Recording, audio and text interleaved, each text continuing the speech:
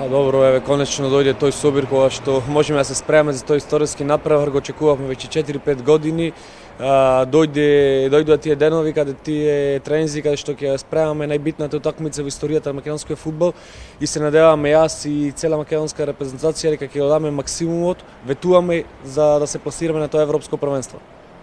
Па добро, одигравме два надпревари во Лига на нации, али тие беа сосема други два надпревари, бидејќи знаеме сега ова е финале за европско првенство, значи нема тука многу тактики, нема многу тука, значи тука срцето и желбата за победување на тоа финале ќе одлучат.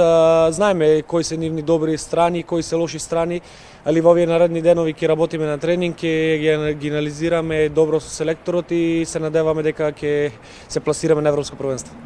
Па нормално, ние поискусните сме подготвени секогаш да го дадеме максимумот за репрезентацијата. Не чувствуваме притисок бидејќи имаме играно доста големи надпревари како јас и моите соиграчи, така да гордо ќе представувам Македонија и се надеваме дека ќе се пласираме на тоа европско првенство.